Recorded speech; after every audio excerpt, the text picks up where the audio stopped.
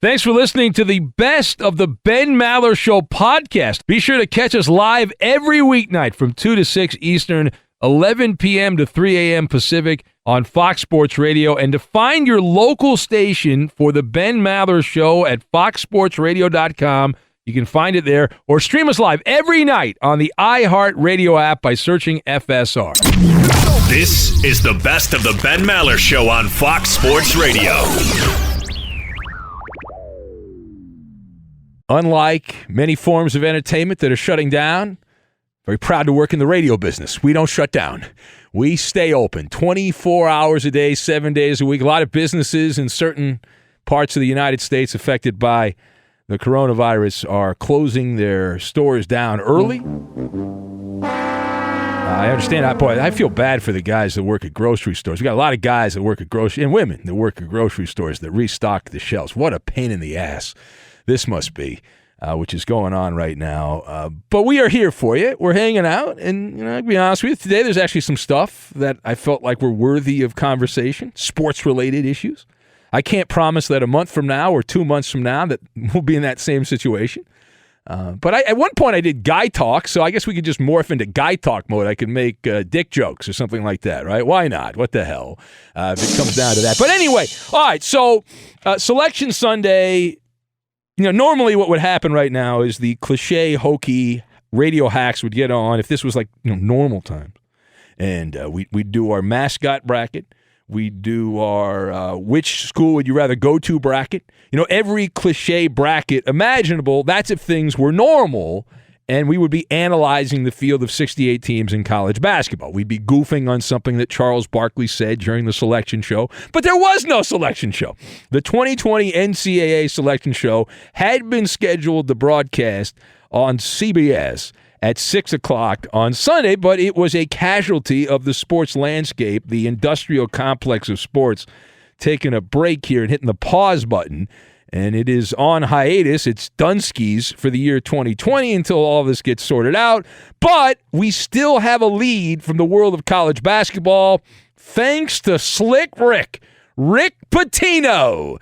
That's right, Rick Pitino. If you did not hear over the weekend, because you actually have more important things to worry about, Rick Pitino is back, baby, and better than ever.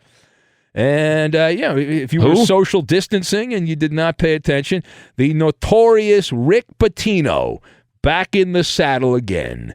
How great are we that we are alive to see Rick Pitino get another opportunity in college basketball. Sleepy Iona College stealing the headlines on Selection Sunday. 2 years in coaching exile for Rick Pitino. He was forced to live in Greece, which is not a bad place to live.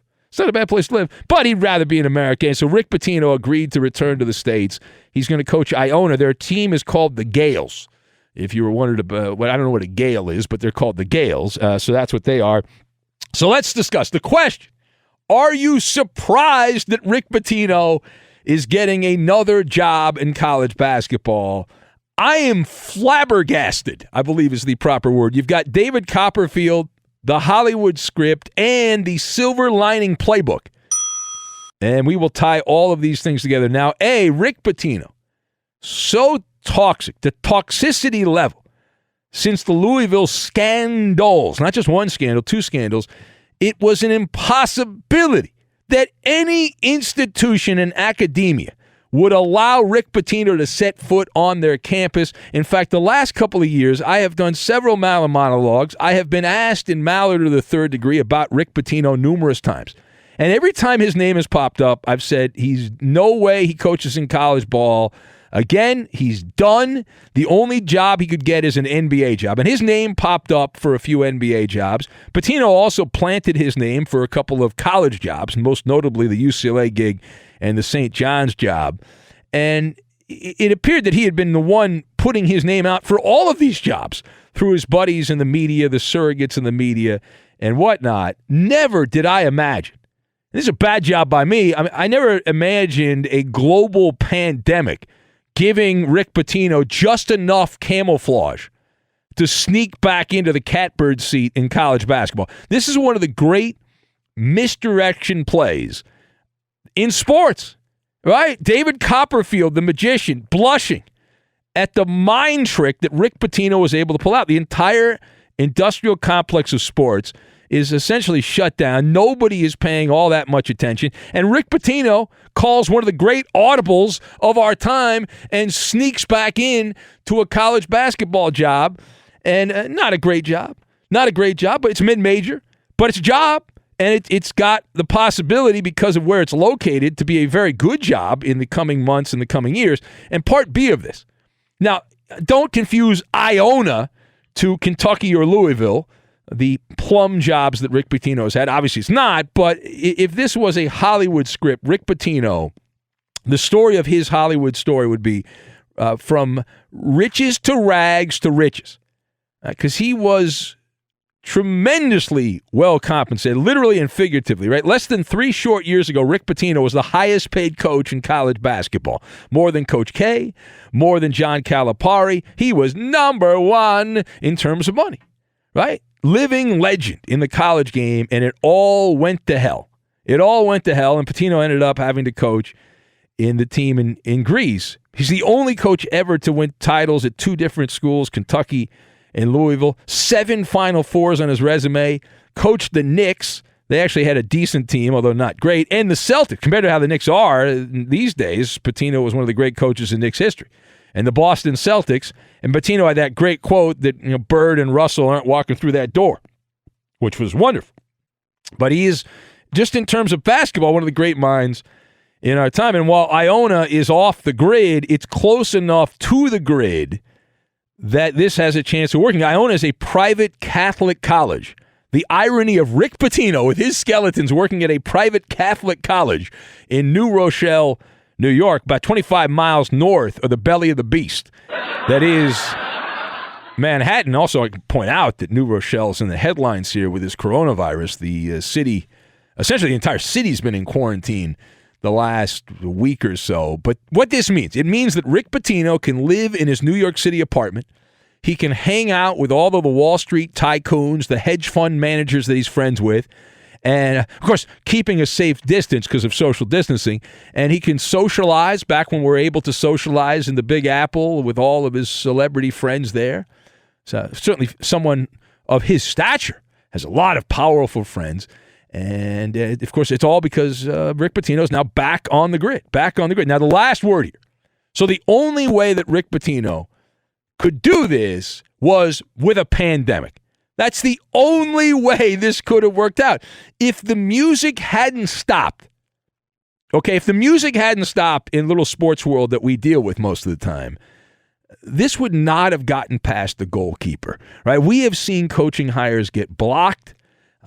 Social justice warriors fight the good fight. Remember, Tennessee was going to hire Greg Schiano as their head coach. Remember that? And there was this uproar because he was tied to Penn State and people were out with pitchforks and torches, and they kept him from getting the coaching job there. But Pitino's got a pass right now, right? Everyone's panicking, buying toilet paper at Costco and canned beans. Everyone's doing that. And so all the members of the sports media that are woke, that are progressive, those types of sports media nerds, they are also out in line buying the toilet paper and buying all the groceries they can possibly buy. And so otherwise they would be roasting Iona.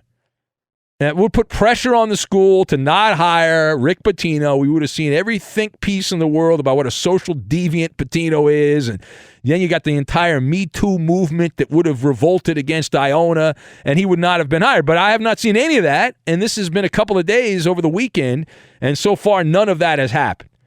And now why would all these people be up in arms over Rick Pitino if you've had your head buried in the sand and you haven't paid attention? In 2015, it was revealed that a Louisville assistant coach was providing whores to the players, strippers and prostitutes to the Louisville recruits on campus, by the way. Right? It's door-to-door service there in a dorm named after Rick Pitino's late brother-in-law. So, like that means it's worse than before, but we all make mistakes. And why not? But this is one of the positive things to come out of the COVID-19 coronavirus story for Rick Pitino to get back into college sports. And then in 2017, the other bombshell, which ended up being the final blow, body blow for Rick Pitino. The FBI's investigation into college basketball discovered a 5-star recruit receiving a 6-figure payment to attend Louisville, and that was in that Adidas scandal where several people went to jail, but Pitino did not end up going in any kind of legal jeopardy in that. And now keep in mind, though, the NCAA, even though we're a couple years removed now, it's 3 years since 2017, if my math is correct, the NCAA has still not announced penalties for Louisville and for Pitino. He could still face punishment. How on brand would it be for the NCAA to wait till Pitino gets hired at Iona, and then once all this calms down, there's, oh, by the way, Pitino, he's banned from coaching for like another year, and so he doesn't actually coach at Iona. But let's assume the position that he does. How will Rick Pitino do?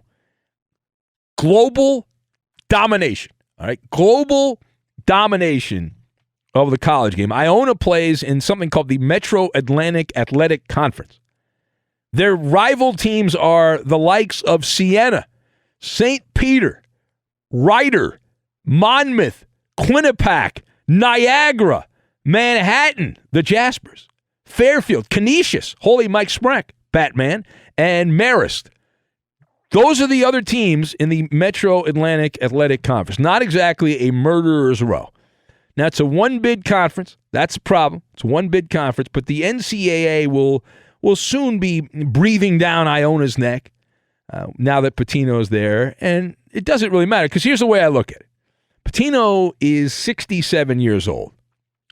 If he does well at Iona, he's going to want one more swing in the batter's box in the big leagues. And he wants to go back to the Big Ten or go out to maybe UCLA job will open up again, although it appears they found a competent coach for now, or the Southeastern Conference. The point is, if Pitino's good and Iona becomes a relevant team in college basketball, then he's going to want to leave and go somewhere else and make his mark there. And if not, then it doesn't really matter because that's it. See you later. He'll be out. He'll go do something else. Go back to Greece and coach somewhere else. Be sure to catch live editions of the Ben Maller Show weekdays at 2 a.m. Eastern, 11 p.m. Pacific on Fox Sports Radio and the iHeartRadio app. So, Tom Brady, the focus of many teams' desires around the NFL, the shopping season getting going here in the NFL. And will Tom Brady be wearing cowboy boots and singing country music songs in Nashville, Tennessee? No. The Tennessee Titans have decided to go a different direction. They re-sign Ryan Tannehill. Do you see this over the weekend? Ryan Tannehill gets a reported 4-year contract, depending on who you believe, $118 million smackaroos for Ryan Tannehill, a man who was literally on his deathbed as an NFL quarterback in Miami, and now the Tennessee Titans, after 10 games in the regular season, have given this guy $118 million. State-sponsored NFL media and other outfits reporting that the contract is worth $29.5 million per year if we ever play football again, and $62 million fully guaranteed, a total of $91 million altogether in guaranteed dough. So they say. So let's discuss. Will the Tennessee Titans have a case of buyer's remorse regarding Ryan Tannehill? I think you have to say yes, based on the body of work that Tannehill has provided. You've got the Mirage, the Decoy, and the Conclave, and we will combine these things together. Now, first of all, the main reason I would have avoided a long-term contract with Ryan Tannehill is because he's Ryan Tannehill. That's why I would have avoided giving Ryan Tannehill a long-term contract. There is a very low chance that this turns out to be good, and a very high probability at the Ryan Tannehill performance that we saw in recent years, or actually not recent years, just 10 games, was an optical illusion. Not a big enough sample size. Now, back in normal times, when I would be driving in the Mojave Desert on my way to Lost Wages, Nevada, back before all the hotels closed, I would see a mirage off in the distance, really hot day in Death Valley, and I'd see a mirage out there, and it looked like there was water. And I look and I get closer, and then it's not refreshing water. It's just my eyes playing tricks on me. And until proven otherwise, that is the position that one should take when it comes to Ryan Tannehill. Now, the Titans were not in a good spot. They were 2-4 under Marcus Mariota's guidance. So Mariota got benched. Tennessee then went turbo time, 7-3 record to close out the regular season and the magical carpet ride in the playoffs, which included a win against the New England Patriots before eventually running into the Super Bowl champion Chiefs, the eventual Super Bowl champion Chiefs. And there's nothing that would indicate, based on the numbers, that Ryan Tannehill was bad. He was not bad. He had 22 touchdowns, 5 interceptions when he took over as the starter, completed about 70% of his passes. The numbers were gaudy. Gaudy numbers. Passer rating of 119, almost 120. Impressive any way you slice up the numbers. Despite that, though, you ask anybody who has watched Ryan Tannehill since he came to the NFL, and this guy is a big tease. Now, this is a longer stretch of good games than he's had in his past years in Miami, but this is the guy that had his own dance routine when he played quarterback for the Dolphins. And I know because I was here goofing on Dolphin fans back when there used to be Dolphin fans with Ryan Tannehill. Tannehill, his dance move was the Tannehill 3-step. You take 1 step forward and 2 steps back. That's the Tannehill, right? Every once in a while, he would have a good game, and he would tease. It's like when you go out, back when you used to go out to bars and you could hang out with people and socialize before social distancing, and you'd flirt with people, and then they kind of tease you a little bit, and then they wouldn't please you. That's Ryan Tannehill. Right? That's Ryan. It's been like he has played with gum, really thick industrial gum on Tannehill's cleats, and he can't quite get away from it. And so now Mike Vrabel and Tennessee are putting all their chips in the center of the quarterback table for a rather dubious quarterback in Ryan Tannehill. Now, the second thing here, while Tannehill did look like Joe Montana last season, and that's not an exaggeration, he had a Montana-like stretch, it comes with fair warning. Because if you watch the Titans play last year, who was the headliner? Derrick Henry. This was Derrick Henry's team.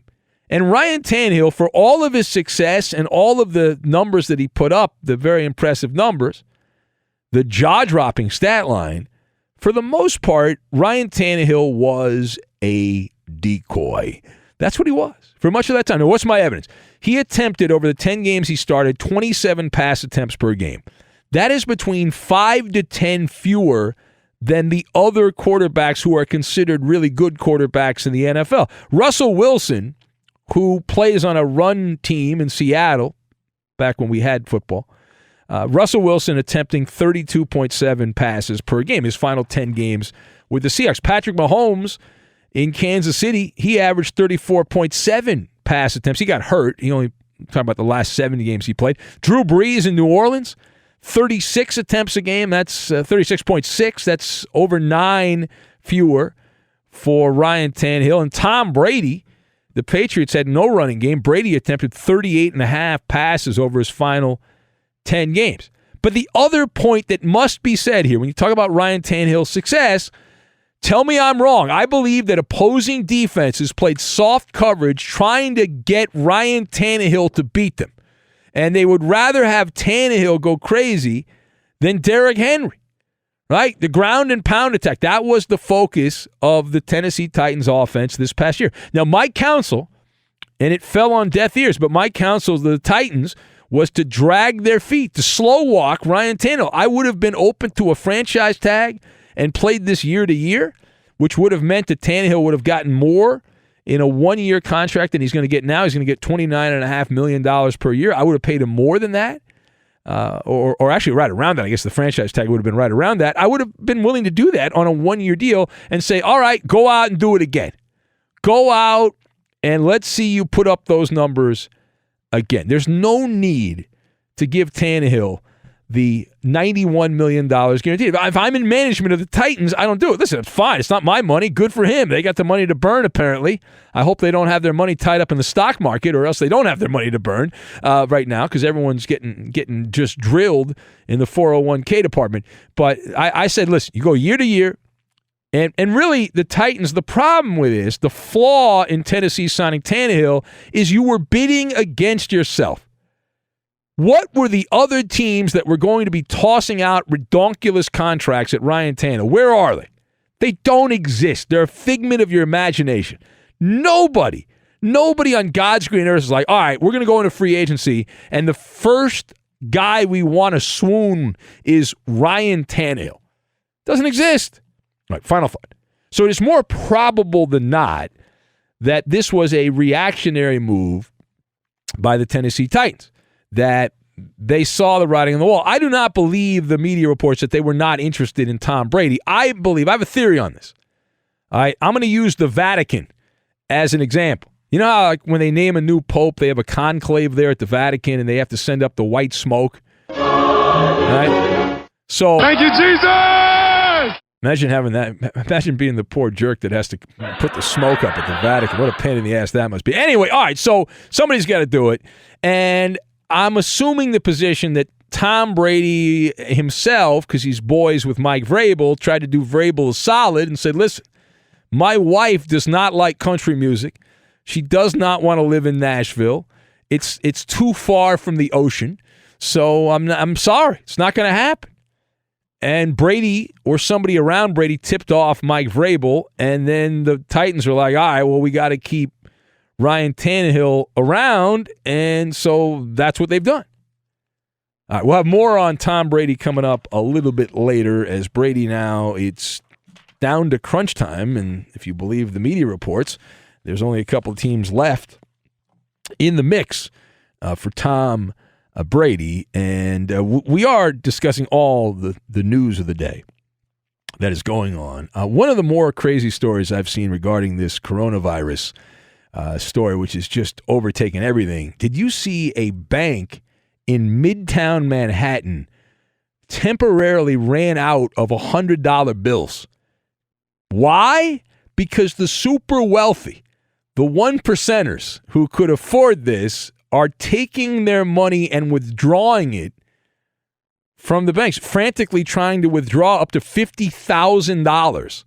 And a Bank of America branch right in the heart of Midtown Manhattan they ran out of $100 bills because of this. Now, I talked to a friend of mine who is rather confident that a lot of these rich people are taking their money out of the stock market right now with the intention of putting it back in once things settle down. So I was paying. I called a buddy of mine who's a big investment guy, and I was like, yeah, I'm effed.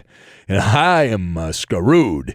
And I said, don't worry. He says, yeah, you'll be around for a while, and they will go back up because people are not investing the money. At least this is what my friend told me. Who knows? He might be blowing smoke up where, but that they're not investing in other things. They're holding. They're taking their money out of the stock market and other things, and they're holding, and they're going to put it back into Wall Street. So I hope he's right.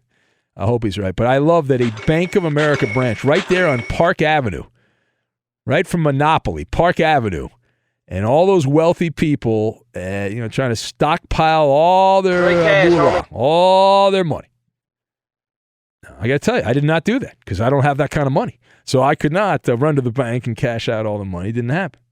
So, all right, to the phones we go. Let's say hello to, let's see here. Let's go to Bob in Bowling Green. Hello, Bob.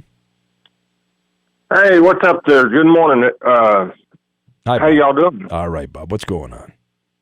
Well, I'm at work and just chilling out, listening to the show, and I just think that a lot of people need to take a breath, step back, just apply common sense.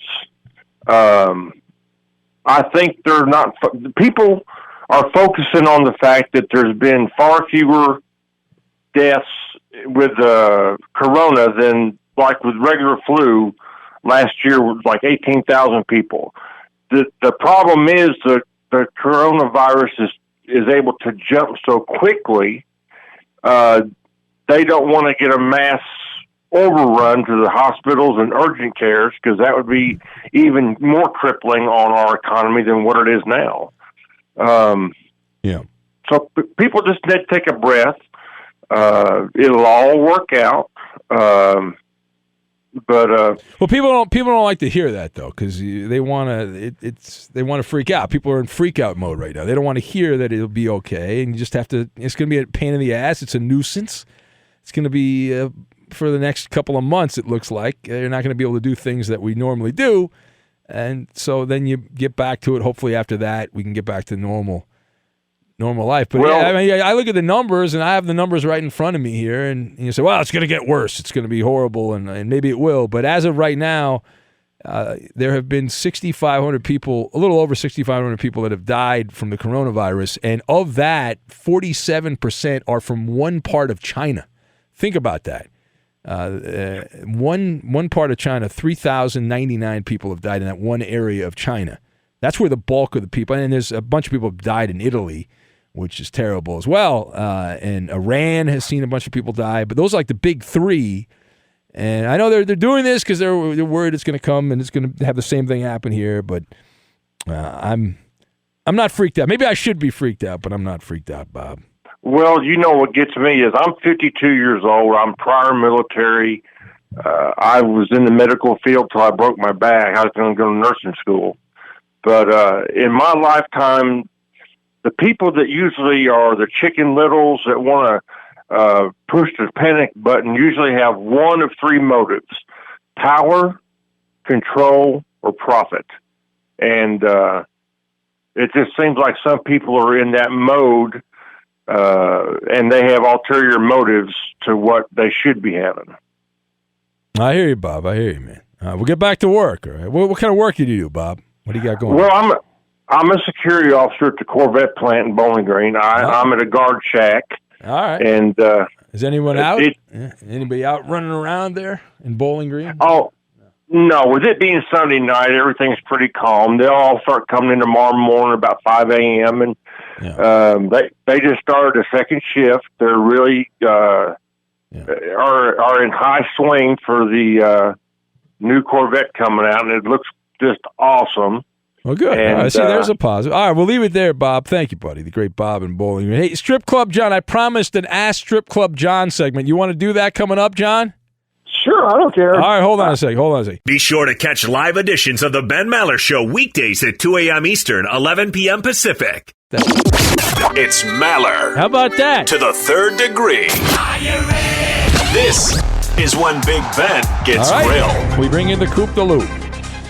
Ben, Matt Barnes was interviewed over the weekend when he said that he thinks that the NBA postponement will actually lead to, quote, the best playoffs we've ever seen. Yes, because they'll be on a video game. Well, he believes that the time off and anticipation of returning will lead to energy off the charts. You buying this? No, I'm not. I'll tell you why. A, God only knows when we'll play basketball again or if we'll play basketball again, this unplanned vacation. I am sure that if they do play basketball and they bring it back, some of the guys right now are not working out. They're eating junk food already. They're enjoying their life. Some of them are panicking because of the coronavirus. And so you've got all these things going on, just like the general population. And B, the break... My theory is it'll be used for whatever fits your agenda. Like if the Lakers and Bucks fail, they come back, they don't win, they'll say, well, we had too much time off because of the coronavirus. And similarly, the team that wins, they will then say it's because they had all that rest and they were ready to go. So it really it depends on what fits your agenda. But I'm not expecting to be just blown away by playoff basketball. All right, next. Now, the Vikings released Xavier Rhodes, who is a former All-Pro and only a couple years ago was considered one of the best shutdown corners in the game. Now, he admittedly had a terrible year last season. Do you think it's an overreaction to one bad year by the Vikings, or are they getting ahead of the curve? No, they should have released him 2 years ago, right? This needed to be done. He outstayed his welcome in the Twin Cities, and I have no skin in the game. I'm not a Viking guy. I just know this guy's been terrible for more than just this last year. This is not a one-off situation. In fact, if you look at the chart for Xavier Rhodes, his flow chart is a horror show. Rhodes' completion percentage allowed has gone up each season. It skyrocketed this year. It was 48% in 2016, 55% in 2017, all the way up to 83% this year. And listen, somebody's going to give this guy a chance as a resurrection project in 2020, but he has to leave the Vikings. They've got to go a different direction. It's just not working out. All right, next. So with the start of Major League Baseball delayed, well, it was at least 2 weeks, but now who knows? 2 months. Could be 2 months. Or more. There's a question of what the league might do when and if it returns. Do you think the games missed will be scrapped, rescheduled as doubleheaders, tacked on at the end of the season? How do you think it's going to go? All right, so if it was only 15 or 20 games, I am convinced that baseball would have just truncated the season, played 140 games. But there's a certain point of demarcation where baseball has to get a certain number of games in because of television contractual agreements and other factors that play into this. So I don't know what that magic number is for Major League Baseball, but you're going to be looking at Sunday double headers, Wednesday triple headers. They are going to try to make up as many games as they possibly can make because there is a certain number that they have to get to. And if they don't get to that number, it is really problematic for the business of baseball. So I would expect the World Series right around Christmas. No, it'll be like a little bit before that. How do we do, Koopaloo? Ben, you passes it. That is a winner. You can put it on the board.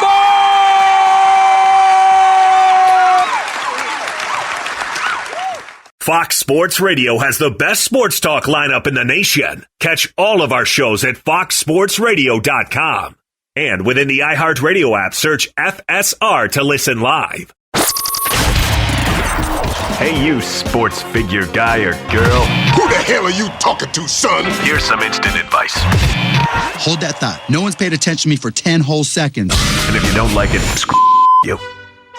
And away we go. It is time now for the Insta-Advice Line. This is where we give back. Now, typically we give back to somebody who did something crazy or outrageous in sports. But there's no sports! Who needs our advice this week? We need our own advice. Listen, people are freaking out. They're losing their mind. Calm down. This is not the end of the world, you losers. All right? So give advice to people that are running to buy toilet paper, disinfectant wipes, and they think the world's about to end. What is your advice on how to deal with coronavirus anxiety? Man helping man, woman helping woman. Help them out right now. 877-99 on Fox. Line 1, you are live on the air. Your advice on how to deal with the anxiety from the coronavirus. Just wash your ass under shit. All right, thank you for that. Let's go to you, line 3. Hello, line 3. First off, screw you, China, for ruining March Madness. And life is short, so eat ass and drive fast. All right, thank you for that. Get that. All right. So off to a flying start here. This will be a very brief segment of radio. Line number 4. You are next. We're giving advice on how to deal with the anxiety from the coronavirus. All right, hang up on you. Yes, you are next. Line 5, go line 5. I'm Fudgy Komodo, and I love a good pandemic. All right, thank you, Fuzzy Komodo. Line 6, you are next at 877-99 on Fox. Toilet paper and canned goods are smart, but don't forget to stock up on your weed. Well, that's a good point. How's your weed supply, Coop? Are you holding up okay over there? Are you worried? Good. Oh, good. Okay, Coop's all right. Line 1, you're next. We're giving advice on how to deal with the anxiety from the coronavirus. Hi, Eddie. You're the best. Oh, Eddie, you're oh, she sounded hot, Eddie. That was hot. All right, line 3. Hello, line 3. Hey, where are the white women at? Right there. Hey, if any of you actually goes around chanting Altuve, you are a corny, lame MFer. All right, screw you. No, it's Altuve! Altuve! Hey, Tatuve! Tatuve! That's even better. All right, line 4, you are next. We're giving advice to our fellow man, woman, and child on how to deal with the anxiety from the coronavirus. Hello, line 4. Have you seen my baseball? Yes, your baseball is in a roll of toilet paper. It's being hoarded right now in some guy in Van Nuys' home here in the L.A. area. Check. All right, thank you. All right, line 5, you are next. It's the Insta-Advice Line, unscreened radio. We are dealing with anxiety. How do you do it? What do you do? Give your advice out for your fellow man, woman, and child. Line 5, hello. Yeah, you take Coop's picks. You take Coop's food picks. Oh, Coop's food picks. Okay. Oh, yeah. Well, no, I've done better than Coop at the Marcel game. Let's go to you. Lines. You think Marcel's even aware of what's going on right now, by the way? Line 6, you are next. Hello, line 6. All I got to say is, All right, thank you. I'm glad you brought your own sound effects. Line 1, you are on the air. We're giving you advice on how to deal with the anxiety brought on by the coronavirus pandemic. Hello, line 1. Anxiety prevention, sex, and more sex. There you go. Sounds like you get a lot of sex, so you're a big stud. Line 2, hello. My right hand line was getting two's a not workout. there. What happened to line 2? Sometimes people call on line 2. I don't know who it would be. Line 3, you're on the air. Hello, line 3. Ben, you got to talk like Alexis. I'm good. Line 4, hello. Furious masturbation. All right, well, you've been doing that for years, sir. Line 5. Hello, line 5. You're on the air, line 5. Yeah, I think the way to go is to just hook up with a girl with Lyme disease and go walking party. There you go. Okay, the guy's got jokes. You see that? Roberto, guy's got jokes there. All right, line 6. Hello, line 6.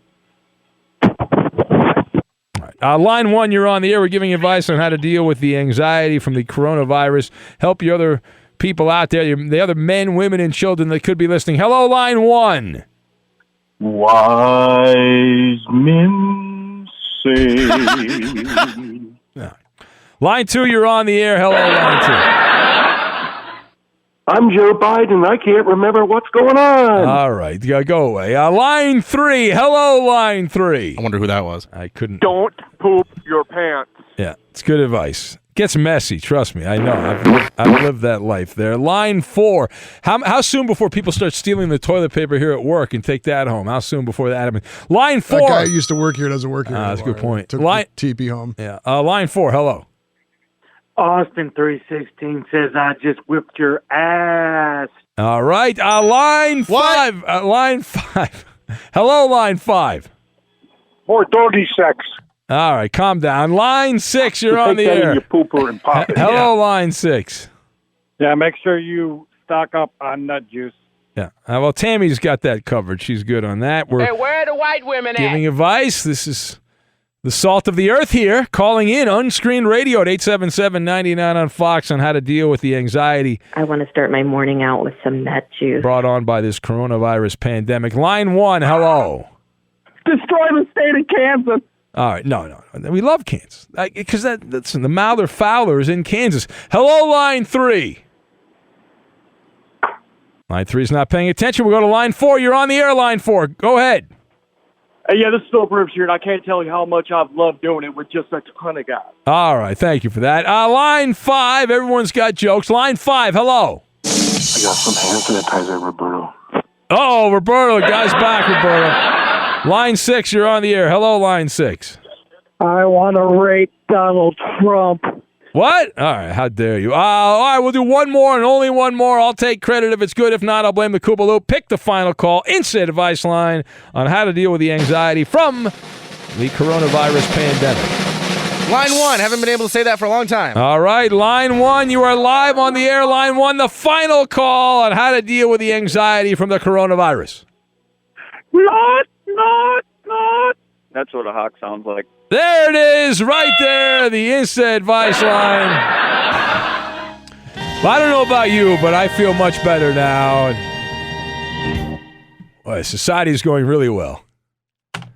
I mean, what are we doing? Yeah, much better. Yeah, I mean, it's just a little sample size of what's out there living amongst us, right there, giving fine advice. And what's to come the next 2 months? Of course, half of that we had to dump because these guys are perverts, a bunch of losers.